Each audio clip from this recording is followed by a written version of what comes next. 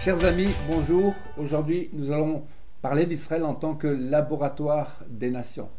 C'est un sujet qui revient, que l'on trouve dans les médias aujourd'hui, souvent controversé, mais on va rester sur un plan biblique. Alors lisons Deutéronome 32, verset 8. Quand le Très-Haut donna un héritage aux nations, quand il sépara les enfants des hommes, il fixa les limites des peuples d'après le nombre des enfants d'Israël. Mais la portion de l'Éternel, c'est son peuple. Jacob est la part de son héritage. Sur un plan spirituel, donc, Israël est quand même le laboratoire expérimental des nations. Il est le premier-né de l'Éternel. Dans la pensée juive, les nations sont au nombre de 70. Et il y a de l'autre côté Israël, qui est la part de l'héritage de Dieu et qui est mise à part. Et donc, selon un midrash, chacune des 70 nations sont placées sous la protection d'un ange. Et c'est d'ailleurs la traduction, ou plutôt une des deux traductions du verset 8 de Deutéronome 32. Chaque nation est placée sous l'autorité d'un ange, tandis qu'Israël est sous la protection de son Dieu. Alors le chiffre 70 est très symbolique dans la Bible. Jacob vint en Égypte, ils étaient au nombre de 70.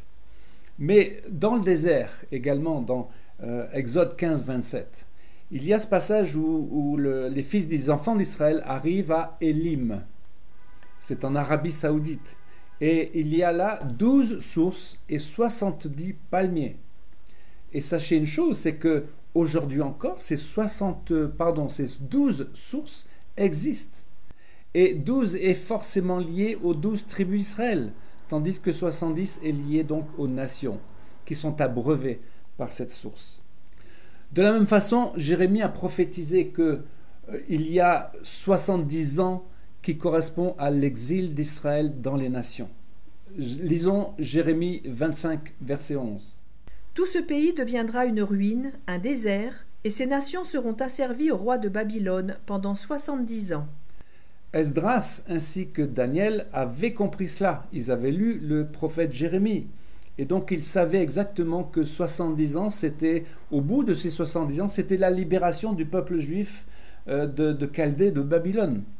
Lisons Daniel 9, 2. La première année de son règne, moi, Daniel, je vis par les livres qu'il devait s'écouler 70 ans pour les ruines de Jérusalem, d'après le nombre des années dont l'Éternel avait parlé à Jérémie le prophète. Donc Daniel avait vu cela. Mais il va aller plus loin. Il va parler des 70 semaines d'années prophétiques qui nous amènent jusqu'à aujourd'hui. Et nous voyons au travers de cela que finalement Dieu agence ses plans en fonction d'Israël. Lisons Daniel 9, 24. 70 semaines ont été fixées sur ton peuple et sur ta ville sainte.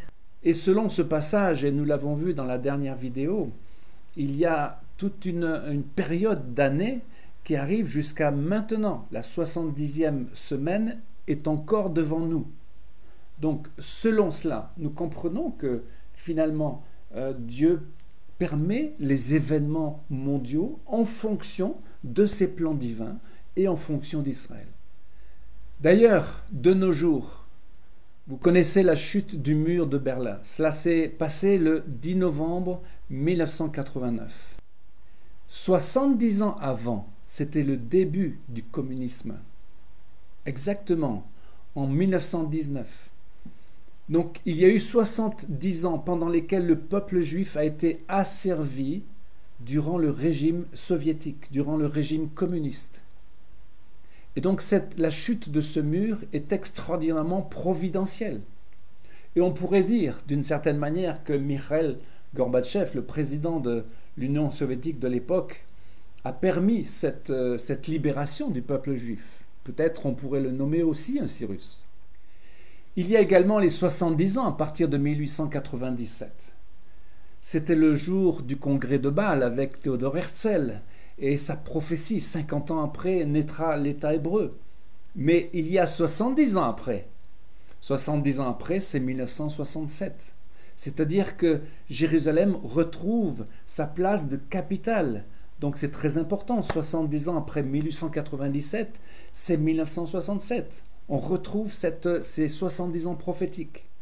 Alors voyons maintenant Israël dans le cosmos. Et je pèse mes mots, enfin plutôt c'est Jérémie qui le dit.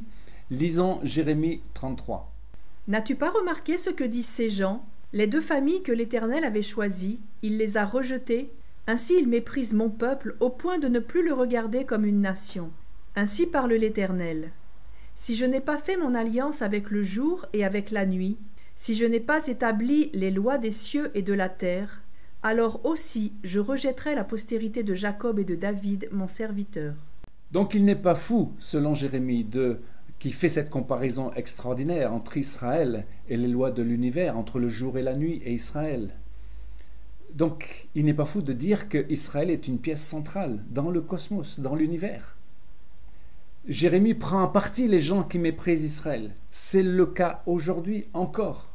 Des gens qui, comme l'Iran, qui méprisent Israël, comme l'OLP. Donc on comprend que ces choses sont actuelles. C'est la Bible sous nos yeux. Et la réponse de Dieu, l'alliance de Dieu avec Israël est indestructible. Elle est aussi forte et éternelle que les lois de l'univers qui nous régissent. Celles du jour et de la nuit, des cieux et de la terre. Lisons encore une fois Jérémie 31. Ainsi parle l'Éternel qui a fait le soleil pour éclairer le jour, qui a destiné la lune et les étoiles à éclairer la nuit. Lui, dont le nom est l'Éternel des armées. Si ces lois viennent à cesser devant moi, dit l'Éternel, la descendance d'Israël aussi cessera pour toujours d'être une nation devant moi. Donc oui, non, Israël ne peut pas être détruit, simplement parce qu'Israël est dans la main de l'Éternel, le créateur de l'univers. Alors voyons ce que dit Paul à propos d'Israël ressuscité. Romains 11, 15. Si leur mise à l'écart a entraîné la réconciliation du monde, quel sera l'effet de leur réintégration? Rien de moins qu'une résurrection d'entre les morts. Nous savons, selon le verset 11, que Dieu a endurci le peuple juif pour que puisse naître, finalement, puisque la grâce et la vie éternelle est entrée dans le monde des païens, des gentils, de nous, des chrétiens, et finalement l'Église est née, l'expansion de l'Évangile s'est produite jusqu'aux extrémités de la terre pendant 2000 ans.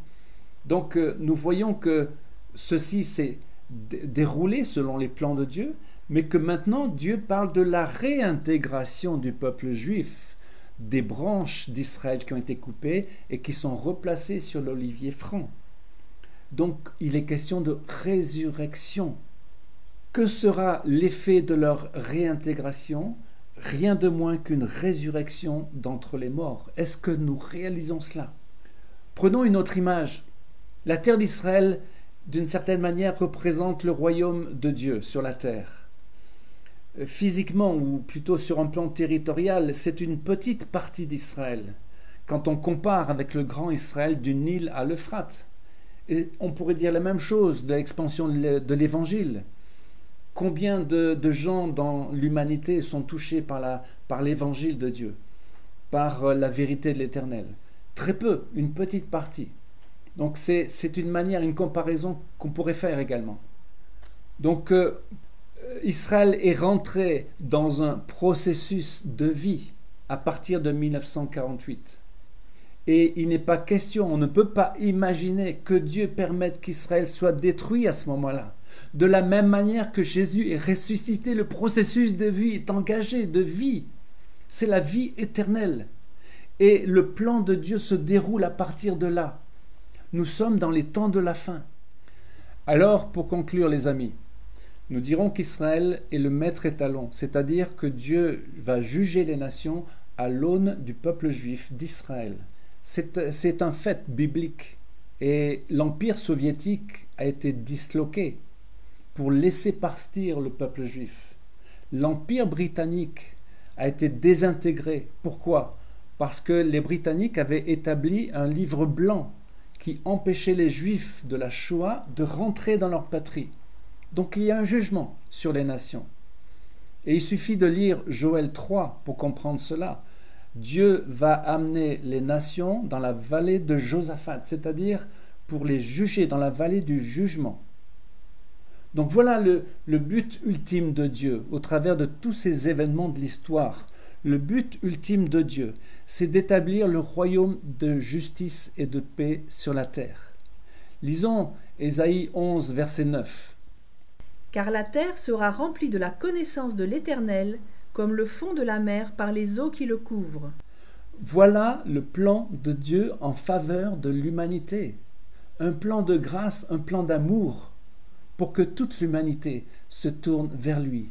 Et c'est notre sujet de prière, c'est notre sujet d'intercession aujourd'hui même, alors que nous sommes dans l'obscurité, mais nous savons que la lumière est au bout du tunnel. Et nous te bénissons, Seigneur, de ce que tu nous rends forts et persévérants dans la prière pour que les buts ultimes de l'Éternel arrivent à leur fin au nom de Jésus. Amen. Chers amis, à une prochaine fois pour un direct de Jérusalem.